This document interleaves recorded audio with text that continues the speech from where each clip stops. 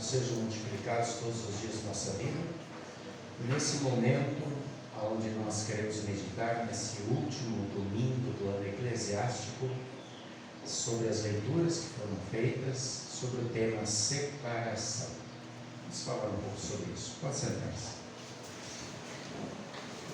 Queridos irmãos e irmãs, quando eu estava preparando essa mensagem, eu pensei como as coisas são interessantes. Como é interessante você ver que a mesma palavra, dada pela mesma pessoa, para a mesma pessoa, em determinado momento pode ter um sentido, em outro momento pode ter um sentido totalmente diferente. A mesma palavra, dita pela mesma pessoa, para a mesma pessoa. Eu estava lembrando de quando eu era criança, faz um bom tempo, 50 anos atrás, quando eu tinha meus 10 anos. Eu tenho duas irmãs, a Ruth tinha 5 e a Tati 2, e claro que os tempos eram diferentes, e a gente tinha alguns costumes, uns hábitos muito bonitos. Na hora do almoço, meu pai sempre fazia, quando terminava o almoço, devocionário, a leitura devocionária, minha mãe fazia a leitura da Bíblia. Antes de dormir, minha mãe sempre se ajoelhava na cama, aos pés da cama com a gente, para a gente orar. A gente dava um grande beijo no meu pai.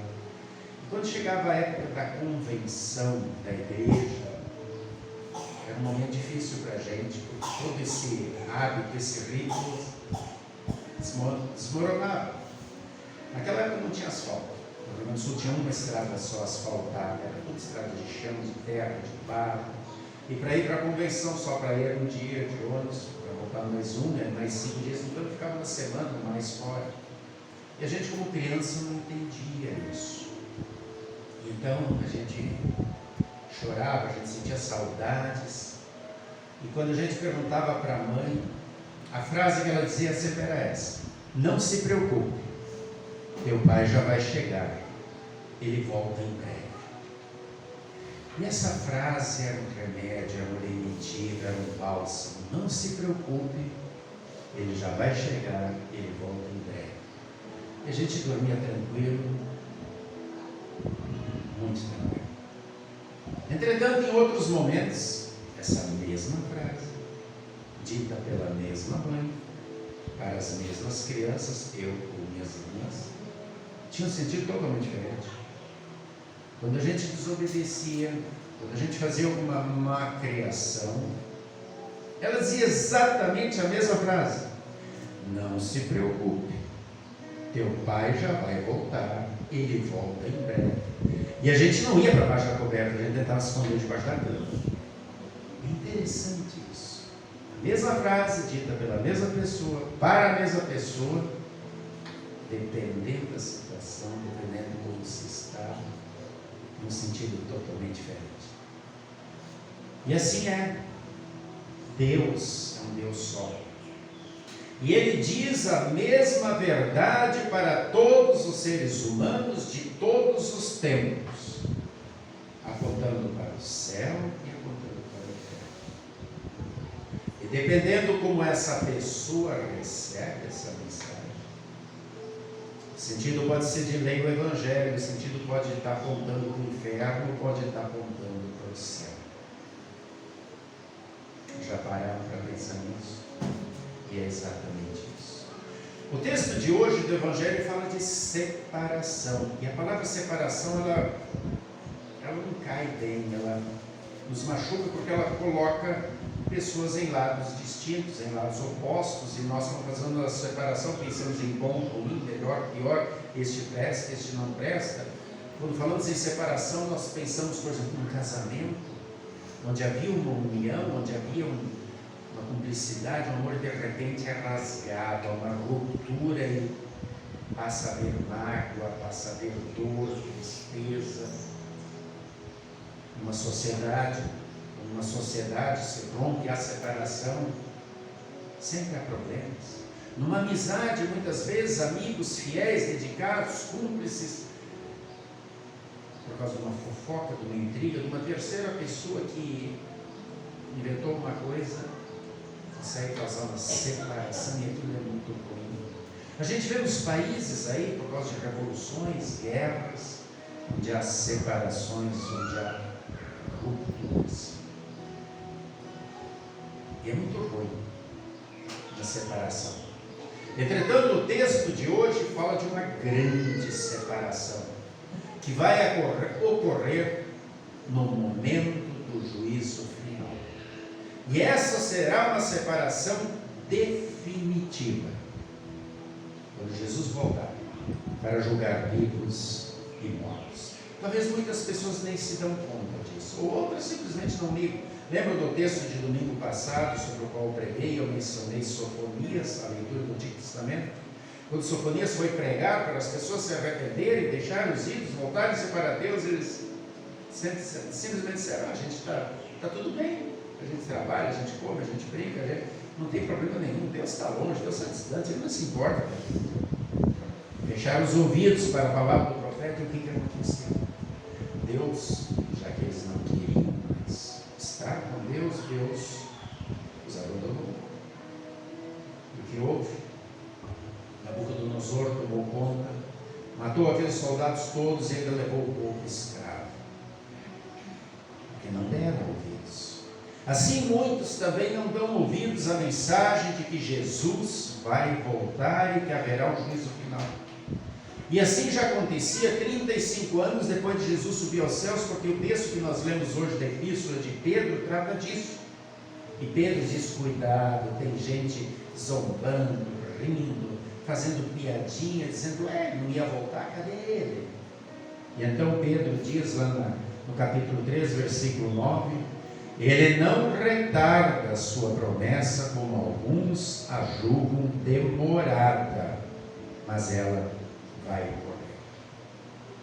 Não sabemos quando, pode ser a qualquer momento. E haverá dois lados, haverá dois destinos. De que lado você estará? O momento do Calvário, o momento da crucificação de Jesus, retrata bem isso. A mesma mensagem é dada para todos, entretanto as pessoas escolhem um lado. Havia um bandido, um ladrão, um assassino, rindo, ridicularizando, fazendo pouco de Jesus, falando: não fez tantos milagres, não ressuscitou mortos, sai daí, leva a gente contigo, mostra o teu poder, que a gente vai crer. Até o último momento, zombando, gritando, apesar de ver lá escrito na cruz, rei dos judeus, apesar de ver Jesus orando por aqueles que estavam matando, bateu e voltou, coração duro. Enquanto isso, o outro disse: cala a boca, a gente merece, aqui não fez nada. E então, olhando para Jesus, disse: lembra de mim. E esse está no céu. Mesma mensagem, escolhas diferentes. O juízo virá sobre todos, discípulos e não, judeus e palestinos, gregos, árabes, pretos, brancos, gordos, magros, feios, bonitos. Ninguém poderá se ausentar do momento do juízo diante do trono da glória. A convocação foi feita por Cristo. Não sabemos quando, mas acontecerá, e não vai adiantar dizer: não, mas eu não acredito que isso está acontecendo. O juízo será o momento de separar cabritos de ovelhas, ou seja, salvos de condenados. E aqui é uma coisa interessante, que Jesus várias vezes usa esse termo: cabritos e ovelhas, são caprinos, são da mesma família, mas são totalmente diferentes. As ovelhas, elas vivem em rebanho, elas necessitam umas das outras, do seu calor, do seu aconchego, elas precisam de um pastor que as conduza para comer comida boa, pasto verde, água limpa. Ela não tem como se defender, ela precisa estar em conjunto. O cabrito não, ele é independente, ele é sozinho, ele come qualquer coisa, ele sobe em poste e sabe muito bem se defender. Da chute, da toice, da chifrada. Eu vi um vídeo um tempo atrás onde colocaram um touro, daqueles touros de tourada enorme, de um lado, Um cabrito, um bode do outro, e os dois se chifraram. O que aconteceu? Não sei se o touro morreu ou desmaiou, mas não levantou mais. O cabrito saiu como se não tivesse acontecido nada. Assim é o cabrito, é ele, só ele, e acabou. Por isso Deus diz assim: são os cabritos. A ovelha não. A ovelha, ela vive como um rebanho do bom pastor Jesus. A separação será feita no juízo, e isso é muito bom, muito importante a gente lembrar. É só no juízo, não é nós que fazemos, é Ele. Nós temos a tendência de separar: não, esse é bom, esse é ruim, esse presta, esse não presta, esse está pagando por um cara. Não. Jesus veio para agregar, para unir, para amar, para juntar, e Ele quer que a gente faça isso, que a gente chama, que a gente acolha. Porque a separação será no momento dele e por Ele. Separar não é algo que traga alegria para Jesus. É muito nítido que Jesus não quer ninguém na condenação. Por isso, de novo, Ele continua chamando, e ainda é tempo da graça. Pedro diz, capítulo 3, versículo 9: Ele é longânimo para conosco, não querendo que nenhum pereça, mas que todos cheguem ao arrependimento. Ou seja, Ele está tendo muita paciência com vocês. Acordem, despertem. A separação do dia do juízo é consequência de uma separação que aconteceu lá atrás, há mais de 6.000 anos atrás, lá no Jardim do Éden, onde Deus havia criado uma família para viver em harmonia com Ele. Tudo era harmonia, era perfeição. Se vocês lerem o capítulo 1 e 2 de Gênesis, era tudo perfeito. Eles andavam, conversavam com Deus em perfeita aliança. A primeira separação ocorre exatamente quando Adão e Eva dão ouvidos a Satanás, viram as costas para Deus e querem viver sem Deus. E então acontece uma ruptura, uma separação, um abismo que perdura até hoje, que nós chamamos de pecado. O pecado faz separar de Deus. Assim nós vemos um mundo cheio de pecado: com raiva, com ciúme, com ódio, com egoísmo, com inveja, com orgulho, características do cabrito. E é sempre bom lembrar que a separação foi obra humana e não divina. O ser humano se escolheu viver separado de Deus, e agora não tem como ele voltar-se para Deus. O pecado é como um repelente que nos joga para longe de Deus, porque Deus é santo e puro. Por isso, Deus tomou a iniciativa por amor. Seu amor é tão grande que Ele não quer nos ver separados definitivamente. É por isso que mandou Jesus, seu Filho, para sofrer, morrer por nós e restabelecer a comunhão. Lamentavelmente, muitos querem continuar separados de Deus hoje em dia. Muitos continuam fechando o seu coração para o convite amoroso de Deus. Não querem ouvir o Evangelho. Não querem permanecer como rebanhos. Eu faço o que eu quero da minha vida e ninguém tem nada a ver com isso. E assim colocam na sua vida outros deuses. No início, alguns começaram a adorar o sol, a lua, outros começaram a fazer estátuas. Na época de Lutero, ele chamava de Deus Mamon, que era, se referindo à riqueza, ao dinheiro, as pessoas que correm apenas à procura do ter. Hoje nós temos deuses modernos que tomam o lugar de Deus. Querem ver um que todos vocês têm no bolso? Celular. Eu li uma frase ontem fantástica.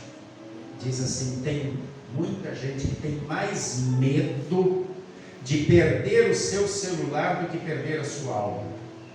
Eu achei um absurdo, mas é verdade. O quanto as pessoas dedicam de tempo e cuidado para cuidar da alma todo dia, e o quanto as pessoas dedicam para o seu celular todo dia. Eu não estou dizendo que não é importante, é muito importante, não só para telefonar, buscar informações, guardar dados. O empresário que tem o celular disse que perdi 1000 contatos. Mas quantas pessoas se tornaram escravos do celular e fazem dele seu Deus? Tem gente que não consegue desligar o celular na igreja, embora o seu Humberto peça aqui. Peço que desligue seu celular. Tem gente que não consegue, tem gente que tem que dar uma saidinha para ver se o mundo ainda não acabou. É verdade, eu vejo daqui. Tem gente que olha, não, o que está acontecendo? Tem uma notícia importante. Cara, se você não consegue uma hora se dedicar a Deus, porque o celular não deixa, quem é teu Deus? Pare para pensar. O que ocupa prioridade na tua vida? Qual é o vício maior? Muitas pessoas falam do álcool, da bebida, do cigarro, da droga, do celular. A pessoa não pode viver, se perder o celular, morre. E se perder a alma. Cuidado, estou citando um dos deuses modernos. Tem muitos outros. A separação no juízo é apenas uma declaração pública de uma separação que já ocorreu nesta vida. Cristo apenas vai colocar em lados distintos aquilo que já acontece no coração aqui. Os cabritos já eram cabritos aqui. Não é Jesus que os estará transformando em incrédulos lá. As ovelhas já eram ovelhas aqui. Não é Jesus que estará transformando eles em crentes naquele momento. O próprio ser humano é que se coloca na condição de condenado, de cabrito, por rejeitar o amor e a graça de Deus em Cristo. E no texto de hoje, a descrença, ela é destacada por Jesus como ausência de frutos da fé. E a fé é destacada pela presença dos frutos produzidos pelo Espírito Santo em relação ao semelhante. E isso nos mostra o que é estar unidos com Cristo, amando o semelhante com amor fraterno e desinteressado. Nós sabemos claramente que a salvação é pela fé. Paulo diz isso aos Efésios, aos Romanos, aos Gálatas. Somos salvos unicamente pela fé, independentemente de obras. Isso está claro. Jesus diz: quem crer e for batizado será salvo, quem não crer será condenado. Ponto final.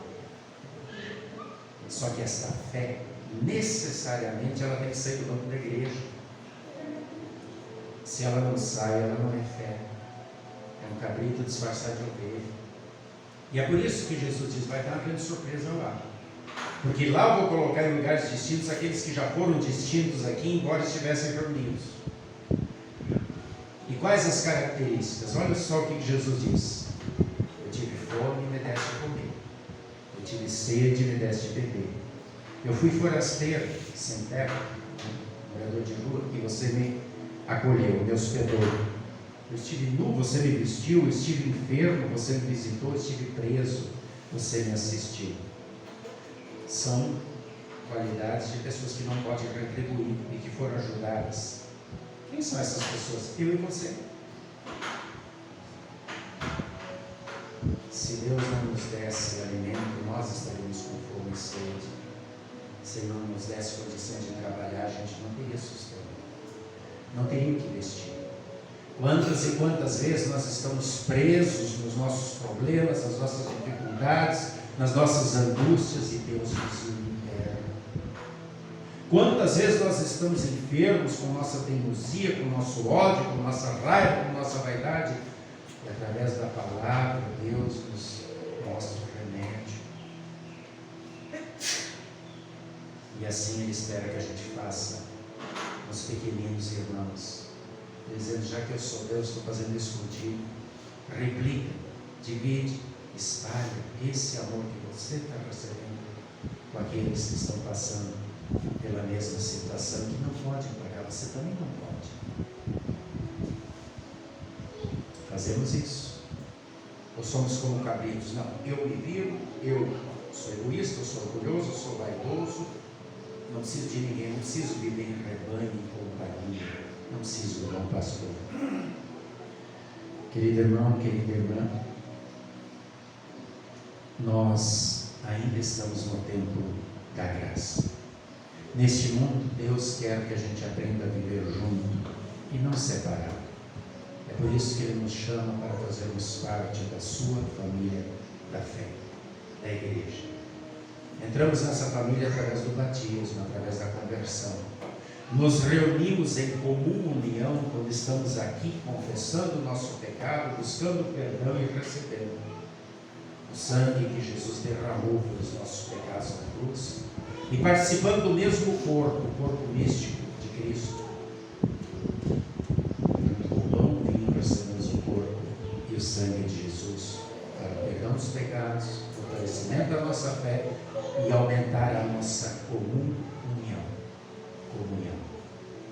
Final de ano, é momento de se pensar sobre isso. Como foi o ano que passou? Você se comportou como cabrito ou como ovelha? Não aqui, lá fora. Bom, aqui também, se não consegue desligar o celular. Mas você está indo para onde?